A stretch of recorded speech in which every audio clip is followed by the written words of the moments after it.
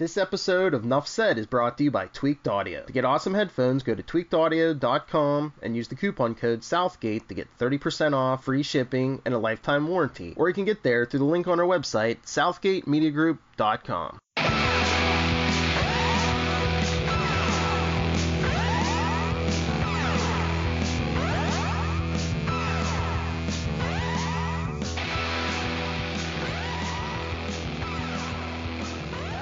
It's Mozz. It's Chaz. We really want to be your friends. We wish these times would never end, but they will. And they do. And they have. Oh, yeah. But, ladies and gentlemen, guys and girls, welcome to the very last episode of the AK. I'm your host, Charlie, the Professor Esser, and with me, as always, is my skinny rich friend. It's Mozz. Yes, Maz. Oh man, this was a good episode. They all are. Oh wait, gotta do our credits. 1 second. Indeed. An old friend visits Jeff. So, sorry. Season 3, episode 13. I'm all for time.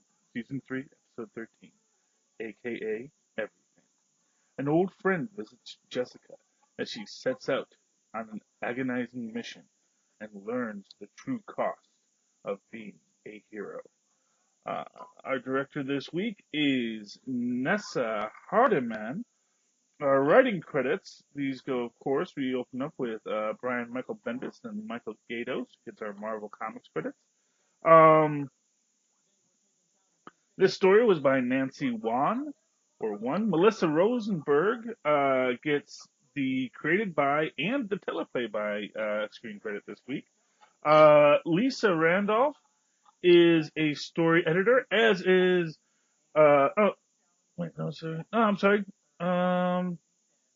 Lisa Randolph also gets a teleplay by credit on this episode.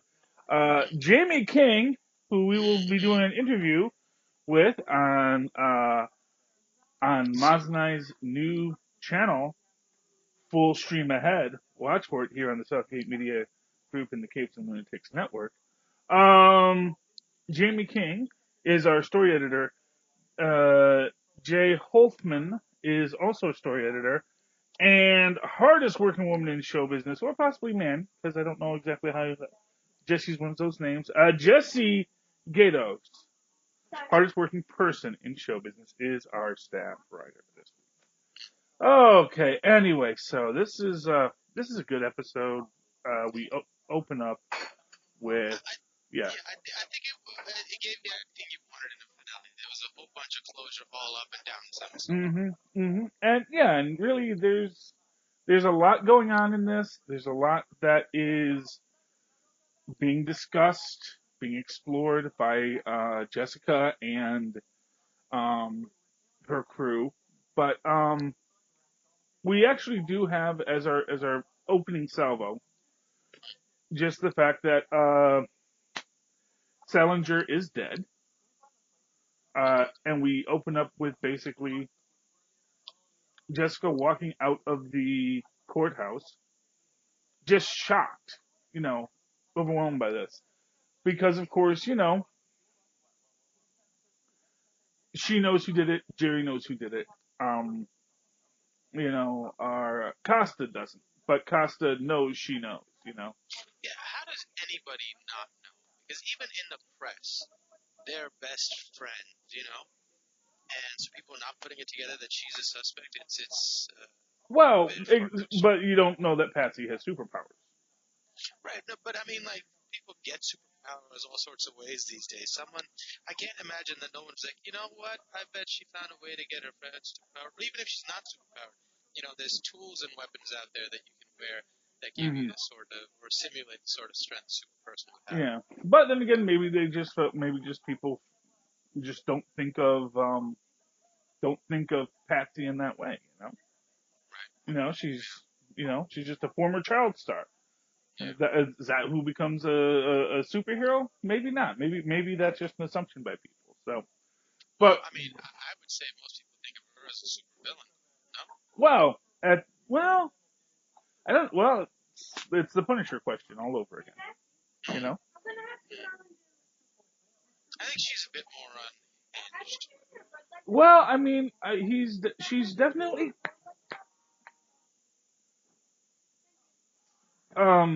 she's definitely, well, you see, she doesn't have a lot of anger control because, of course, that's the thing. In all of these, all of her murders, it was less about her intending to kill these people, with the exception, of course, actually, her first kill, which no one mentions, which is Jessica's mother.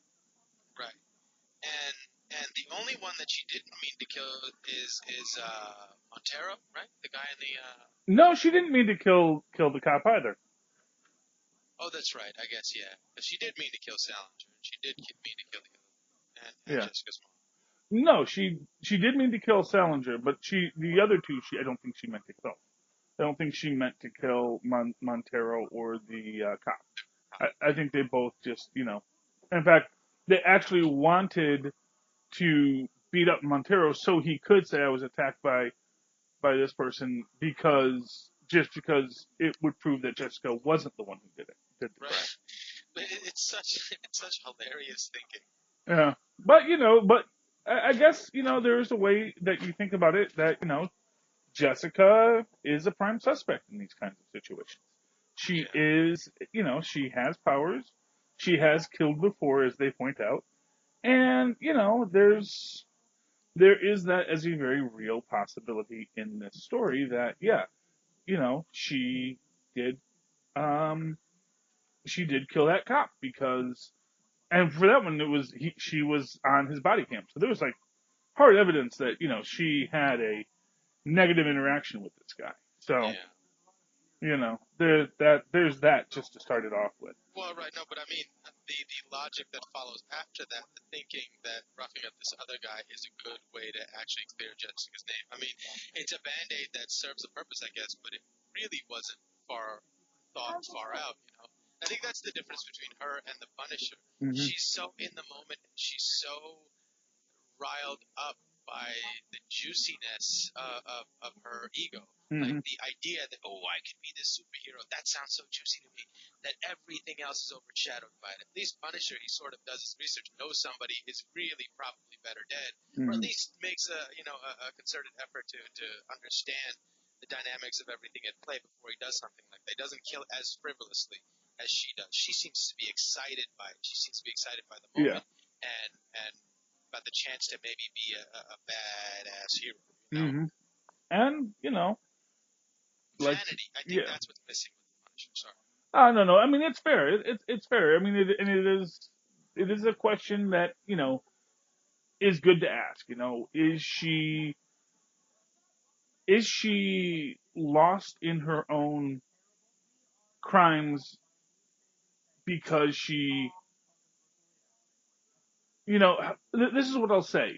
When they first kill the cop, and Eric says to her, the world is better. It's amazing that it's like I've never felt that before. I've never seen that the pain that this person has caused has stopped. So in her mind, Sorry.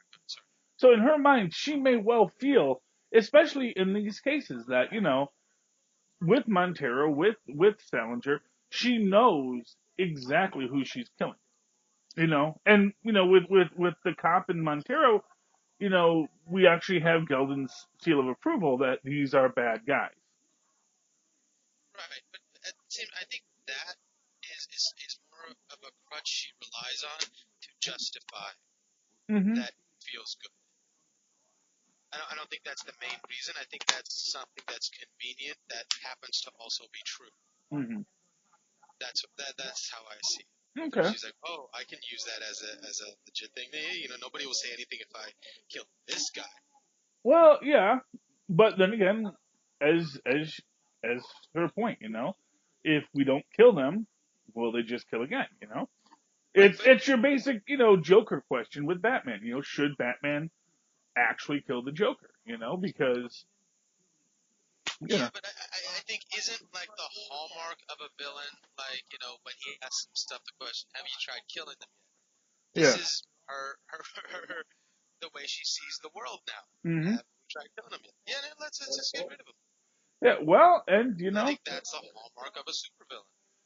then I'm not gonna disagree with that either, because I personally see, I don't think the Punisher's that good of a superhero. So he's actually an awful superhero. yeah, I actually think True. that the Punisher is not a hero, doesn't deserve that title, because I feel. See that. But I don't think he's a villain either. Well, I don't. Well, and this is I think when we get to later with the Greek guy, it's Demetrius, right? Yeah. And she realizes that this person had a daughter, this person had a family, this person was not necessarily, or maybe was too. It's a very complex question. Were they really good people, or did they have people who loved them, but were they still evil at their core as well? And of course that one was particularly worse. And this is where I'll disagree with the view of it. Is I do think that Hellcat, Patsy Walker, does have a sense of morality and is not so far gone. I do think she, really could be a hero. I don't think it's narcissism. That's my thing. Is I don't think it's narcissism. I think it is, in its own way, it is controlling. It is about not feeling powerless. And Right, but you remember that scene where Jessica gets a nod from the reporter or something like, or from the cop, and she's so burning with jealousy sitting next to her in the car. I think that's a huge part. Well, yeah. She didn't get the recognition. I want to be recognized as a hero. I think they had that conversation too. It's like, not to be recognized, not to be given the credit for it. She wanted the credit for it. I mean, that's, yeah. I mean, and there's a part of that which is true too, but that also doesn't necessarily mean that you're going to be a bad hero. It is one of these things. But if it's causing you to jump over the part of the equation where you figure out, should I kill this person or not? All she needed was a word under duress from Hogarth to go kill this man. All she had to say, he's a monster. Good enough for me. Yeah. Well, fair enough. And and again, when she actually talks to her about it, she doesn't say, "I want you to kill him." Even really walks it back. Although at the same time, she was, that I think is part of the dynamic with Hogarth, is Hogarth, wanted this problem to go away. And she is used to her people using these forces as they need to, going beyond what is maybe a reasonable level of cruelty, to gain the knowledge that they want. But I mean, it's an interesting take on the question of, is Patsy a hero? Is Patsy a villain? I don't think she's irredeemable, but in the space she finds herself in, blinded to the rest of the world, once she sees, forest for the trees, I think she'll be able to reconcile what she's done with what she feels she should have done. But at this point, I don't think she's capable of making that judgment. No, I think that is the arc that she goes on in this, because that is fair enough. Yeah. Because she come at the end, at the very end, she says, "I'm the bad guy." Right. She realizes. But at the end, when she's walking away, when she's being led away, and Jessica's behind the bars looking through the gate, and she gives her a knowing nod. And I love the way Kristen Ritter played this, because she's like a little surprised and taken aback by the reaction. Well, I kind of took that to be their kind of reconnection as sisters. Right. Just this idea that yes, we we are in a bad spot right now, but don't ever forget you're still my sister, you know? Right. But I think she was able to look at her and give her that emotion as opposed to hurt and, like being angry at the betrayal or something like that. Instead of looking at that, she gave her, a gesture of peace, and she said, hey, gave her a knowing smile. Mm-hmm. And that, because she came to her realizations and she was ready to, she saw herself again. And I think that's why she looked over and she's like, almost like, not really apologetically, but like, okay, I get it. But Mm-hmm. I want us to still be cool. And that's what I saw in that. And I thought Jessica did not expect that. I thought she expected the angry reaction, and I thought that was kind of cool. Yes, and to be fair, I mean, what we're it's interesting when you talk about good and evil in this world, because you do have Hogarth, who is unmistakably making choices that are by their nature evil and making the world less good.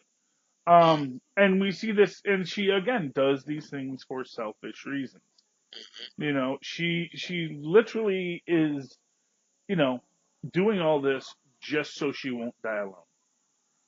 And she's gonna cross this line, and well, granted, nobody wants to die alone, and maybe she truly does have love for this woman, but then again, as can be pointed out, this woman was around, she could have, she could have looked her up at any time, but it's when she gets sick that she's like, okay, now I need to find out now I need to get this person back in my life. It's not about making amends for the way she treated, Right. you know, her. It's her essentially, just trying to get one more thing that she wants, Or it could be like, it's the thought of confronting your own mortality sort of jolted her and scared her into thinking, I've been putting off asking myself these important questions about who I am and what I want and what blah, blah, blah, blah, for the sake of, my career and all this, but maybe this is something I want. But she's so broken at this point with how she deals with the world that the only way she knows how to communicate how she feels is to, this was like her grand gesture in a sick and twisted way, what she did to her husband, Yeah, and to be fair, everything has just gone. This has been a roller coaster. This relationship, Indeed. because and the husband being so selfish and taking his life just because and then to make it a way to try and screw over Jerry, essentially tainting their relationship, um, I mean, there's a bit of tit for tat that's understandable yeah. in that situation, no? Wow. Well, what he could have. Yeah, I mean, the guy, the guy No, was, no, not saying yeah, he was right, but, if you wrong the person who wronged you, is it as wrong, yeah, but I guess maybe there was an aspect of this which was, did, I guess to me the question, because the actual question wasn't what happened here wasn't that this guy this guy was doing wrong. This guy was doing evil. He was stealing from a charity to pay off his girlfriend, and it wasn't the betrayal of sex. It was the betrayal to the memory of their daughter, So, and I think, you can say, oh, you know, Jerry is using her powers to hurt this guy. But the fact of the matter is, yeah, but this guy was also, it kind of goes back to Patsy, and if we are removing a truly evil presence, is that necessarily, does that we are doing that and we would like to be rewarded make the world less good because our motivations were lousy. You know, I mean, it is certainly selfish that she goes out and uncovers these things, but that there was this stuff to uncover. Right, but I mean, my point was simply, it's like, yeah, you messed up my relationship, I'm gonna mess up yours. Yeah. That seems understandable and kind of fair to me. Yeah. You know. Yeah. That's all I meant. It's like, And no, and that's fair. Although again, the guy probably could have done that right. without actually, doing this big public suicide scene. So, Right. Yeah. And like, and most of what he said wasn't untrue all the way either. Hmm. Well, exactly, and that's sort of the thing, because in fact, Jessica had absolutely nothing to do with the information that was found out about him. It was actually just, good old fashioned, PI work, no superpowers necessary. Um, and if there is a moral of this season, it is superpowers aren't necessary to really ruin people's lives. But they can help. Yeah, people have been doing it for ages, Yes. just fine on their own. Yes, but they're all. But after Salinger is murdered, and what I think is very interesting is Jaren becoming truly afraid of Patsy. Because I think she originally thought about maybe using Patsy as her own,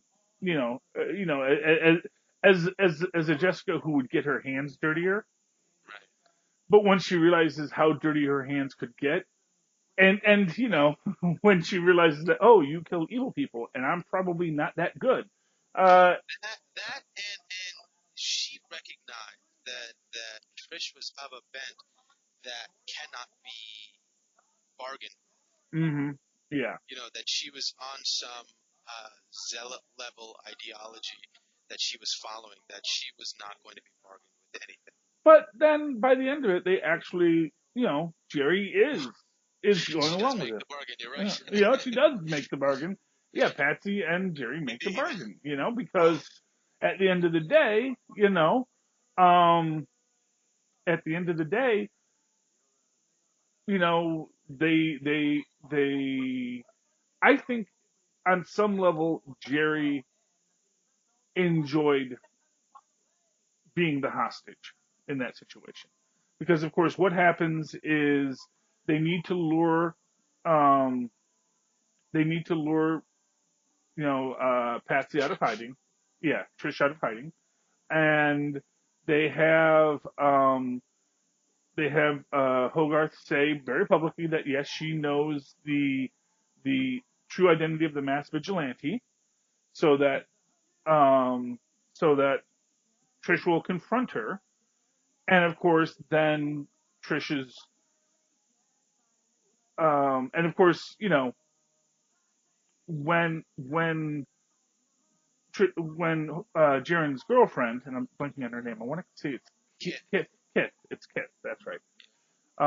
Wanted to call her Kit, but that's the green guy from Futurama. But anyway, when she comes in unexpectedly, and suddenly you actually get this really dangerous hostage situation that and again, this is something that where Patsy is in that rough spot. Patsy is in that rough spot where she wants to be free from all this, but she can't because she is about to kill this woman to get her own escape. And, that should have been one go, that should have been the moment that she had her realization, but she doesn't. And when Jerry agrees to go with, Trish to save, Kith, I mean, it's at one time seen as being truly, she's doing it because she loves her. But at the same time, as soon as she's there, she's not a hostage anymore. And for what it's worth, I guess she is negotiating, making that deal, because she's saying, look, yeah, I know how to get people out of the country. I know what we can do with you. I know how to find you. I can help you with this. But of course, then after Jerry shoots Jessica, Which they never really deal with much. They just it's. I guess it was just a very light flesh wound, but then I guess maybe Jerry actually really is a really good shot. That's what I was thinking. Maybe she is a marksman. Yeah, well, you know what? She owns a gun. Maybe she does go down to the range on a regular basis. She seems like the kind of woman who would go down to the range to get at some frustration. Oh yeah. So what Jessica, of course, does is she releases the evidence that of that Salinger had. Actually uses Salinger's evidence against Trish and essentially blows up the situation. Returns it to the thing that she was fighting so hard to prevent. She's now going to do. And that I think is a truly interesting take on that. But of course, that also means that it's like much harder now to get her out of the country because it's not just going to be, getting her getting her out of the country with a fake passport. This is going to be, you can't go anywhere because you're going to be recognized. So, they do take it to this guy whose gig is shipping coffins to war zones. So, business is good, I guess. Hey, somebody's got to do it. Yeah, and it's also this really interesting aspect of it because obviously this is where Patsy realizes, she's got to put herself into this person's hands, who is not a good person, obviously, and is also probably, really could betray her at any time or could, not let her out the way that she was hoping, Right. The conundrum I saw her possibly having was, ooh, he's so evil, I should kill him, but he's helping me, Yeah. And maybe her thought was somewhere across the ocean she would break out and kill them all. Yeah. Something like, Yeah. But of course, they do track Trish down. Our gang does, I'm trying to. Oh yes, because social media. Yes, they did find they found Jaren's car heading upstate, and they realized there's an airfield there, and so they go. And we get our big Jessica Jones Hellcat fight, which was pretty good. I liked it. Yeah, I mean, it was an interesting situation. You had to make it interesting. You had to make it competitive in some way because it wasn't going to be physically competitive, but it needed to have some sort of substance. It needed to have some sort of drama. Mm-hmm. And I guess sort of like Superman holding back against Batman, it was that sort of thing. Well, but it's also, I mean, I actually think it's also that you also got to see the differences in how she can use her powers. When she turns off the lights and now she has the advantage, or right. and that is the fact that for what it's worth, Patsy is a better fighter. She's not just a brawler. She has been, she's actually studied. Exactly. So yeah, I thought that made for a good thing. I mean, yeah, we always know that Jessica is going to beat her up, but I think it was reasonable that Patsy might have gotten away with it. I think they walked that line really well. Yeah, and they did that very nicely. And then we get our sort of we actually totally forgot about our visit from Luke Cage. Oh yeah. Yeah, hero of Harlem, who maybe isn't being as heroic lately either, Which is... See, that was interesting. You noticed the ambiguity in, or at least his reluctance to take on the moniker. And I thought, maybe he was trying to say, I've heard. She was sort of maybe asking him, are you here to stop the mass vigilante? And he's like, I'm just here as a friend, not on hero business, Yeah, and I can see that. And I think that, I get the feeling that there is this aspect to that Luke Cage. I think on one level they just kind of needed to get Luke Cage in here.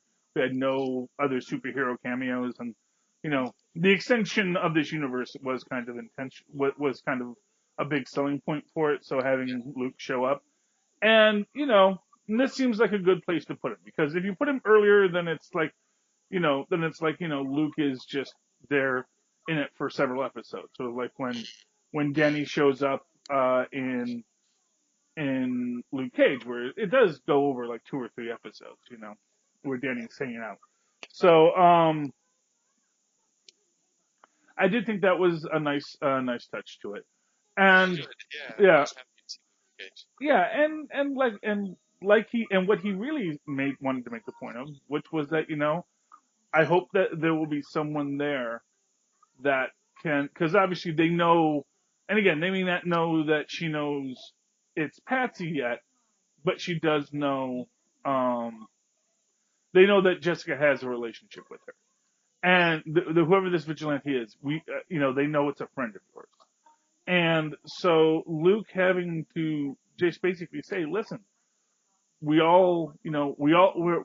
in this life of being a powered person, and I'm really hoping that if I ever do go too far, you'll be there to pull me back, which is also about, the fact that, Patsy needs to be pulled back.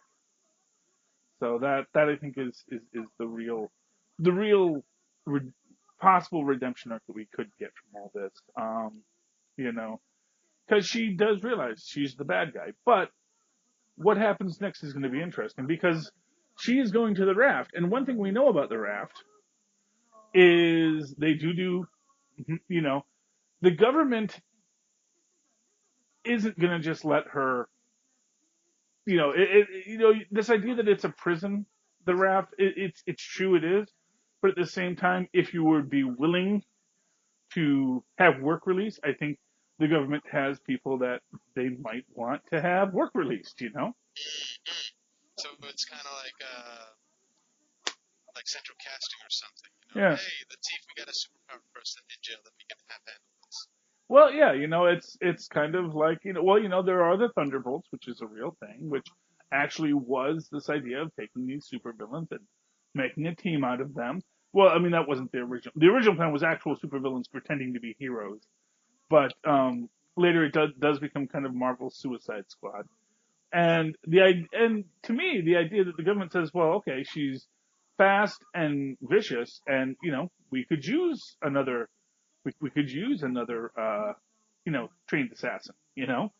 We could use someone who has those kinds of powers, who has just enough strength that they can take out a lot of people, and can also see in the dark. They can subdue her easily. Exactly. They can put a little shock collar on her. Which I'm surprised they didn't have on her right here, because she's a superpowered person. If she wanted to break the cuffs and jump over stuff and get away, I think she could have. Well, maybe that's why Jessica was there. That's interesting. Or maybe here's what I'll say: these guys are professionals. Those are probably very hard to break cuffs. Right. These are raft. Yes, and they know that she's not so superhumanly strong that she probably doesn't have chain breaking strong, or like if they were regular handcuffs, maybe, but these weren't regular handcuffs, And so I mean, it was a great series. It really was.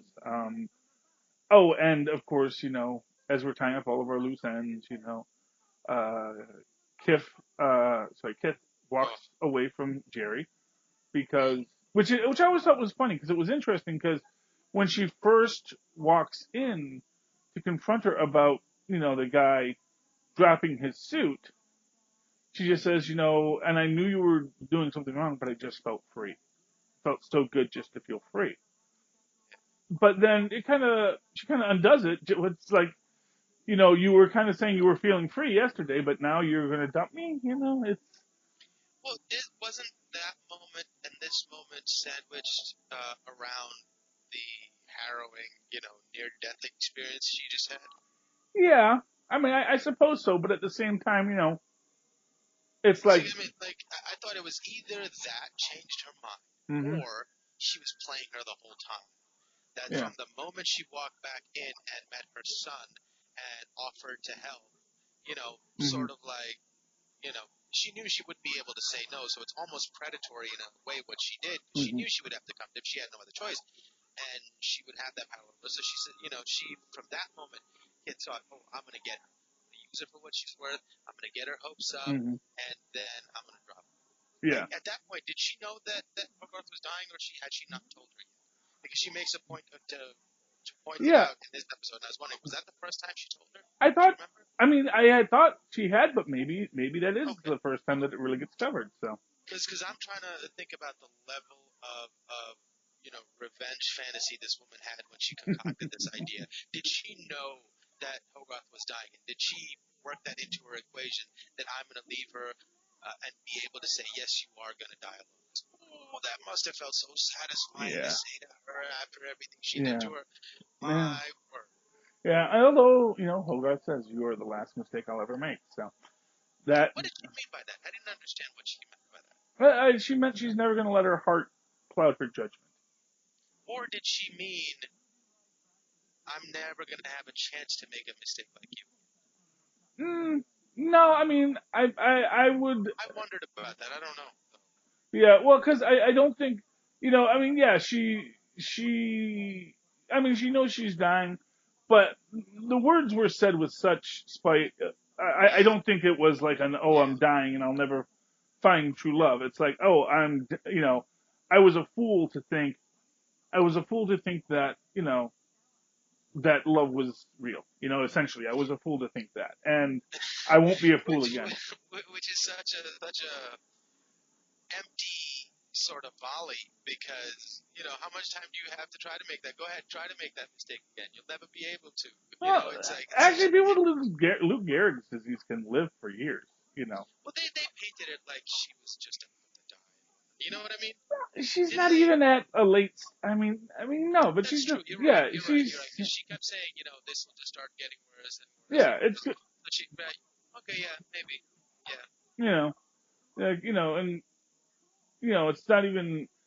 Yeah, I mean, I would say that she, I mean, she's having trouble with her hands, but this is the first we've seen it, and Right. we've seen that she has some balance issues. But again, is that necessarily the late stage of it? So, Well, if she meant it that way, then it brings me even joy, because I know it brought kids even more joy yeah. to hear her say it in that tone. Yes. Oh, there you go. And Jessica gives. Well, and this is interesting because Jessica um gives Malcolm. Oh, and of course Malcolm does have his visit with his ex. And again, maybe being just kind of selfish again makes this whole thing about I love you, but I can't be with you. Oh, And then Barry comes out, and it's like, yep, you almost got another one. yeah. I love that he says, I love you, and then immediately backpedals is, but this can't work, yada, yada, yada. It's like, Yeah. and I was like, whoa, what is he doing? And then I was like, oh, why even say it? You were done. It was so clean. It was so easy. It was so perfect. He's like, you should go. She's like, okay. That would have been it. It was perfect. It Yeah. was perfect. And knowing he had the girl in the bathroom, why poke the hornet's nest? Because he is Let her kind of walk away. he is self-destructive at the end of the day, Yes, indeed. So, Indeed.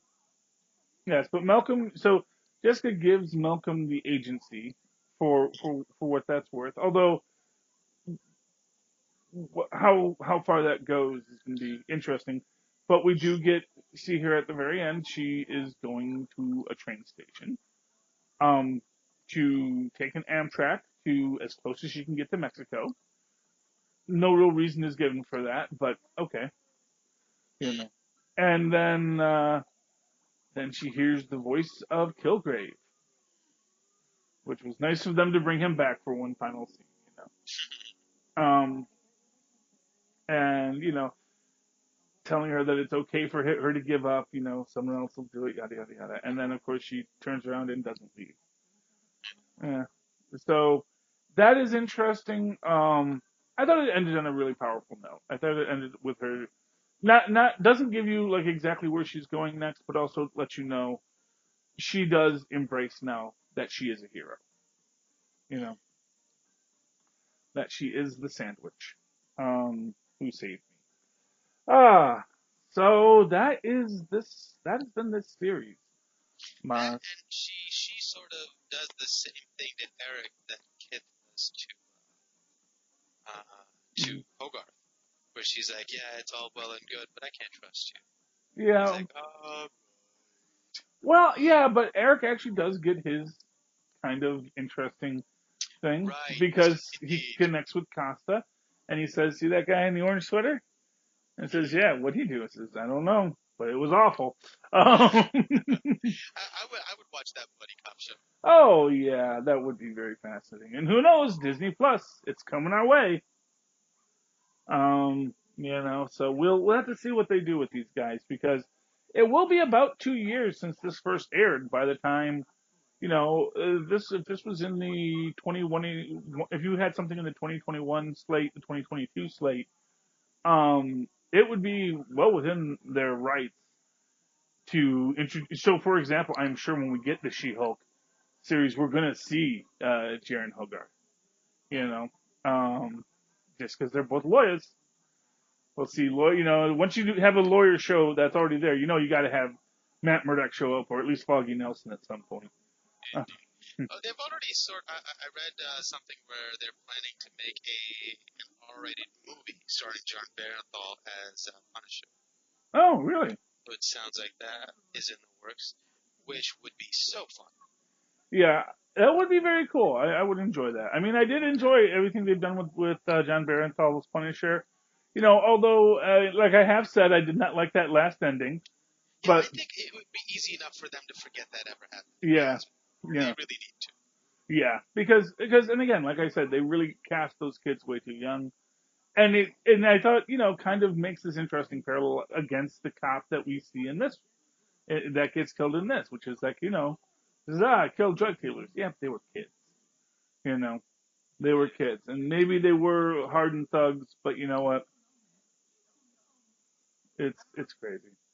And that's not your call to make. Exactly. We're not signing over our, what's the word I'm looking, approval on that to say we're part of it. I'm not going to be a part of that. Exactly. It's a very complex question when you get to that idea, which is essentially the entire Patsy question, Just because they're evil, when you know they're evil, it's great, but, what if someone could have been redeemed, Right, are they just evil now? Yeah. Anyway, so that is the end of it, Mozz. Any final thought on the entire Netflix universe? Because we are no longer covering Netflix universe. Well, I mean, hopefully soon it will be the Disney Plus universe. It'll just be the Marvel universe, whether it be streaming or projected, I guess. Is it even projected anymore in the movies? It's not, Yeah. right?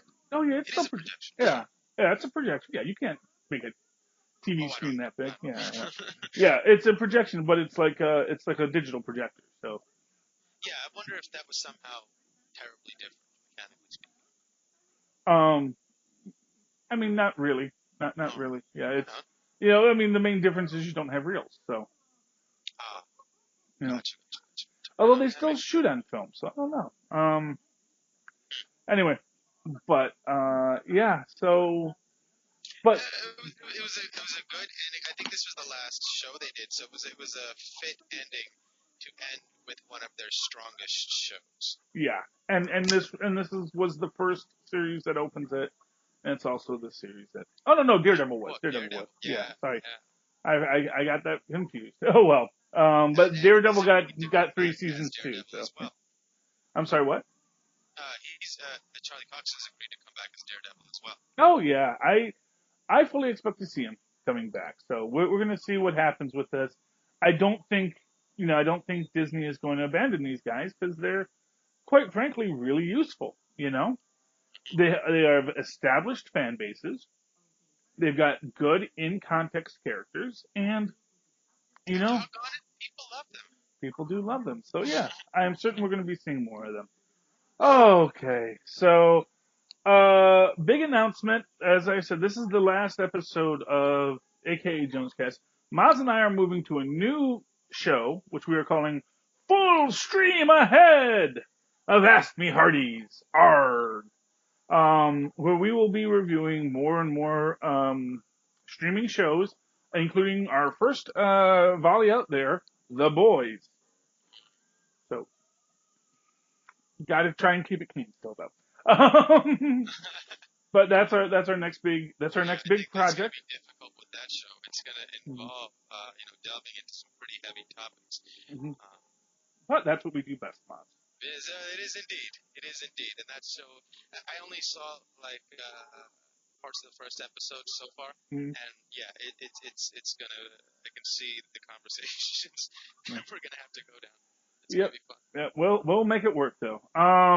Anyway, Mozz, until that new show arrives, full stream ahead with Mozz and Chaz.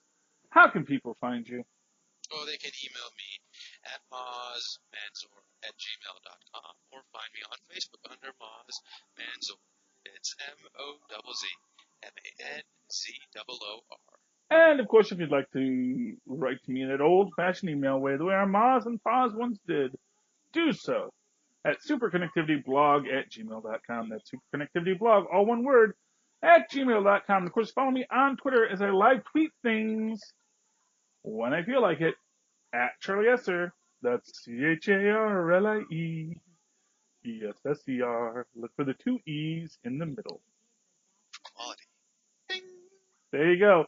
Oh, friends, Romans, countrymen, lend me your ears.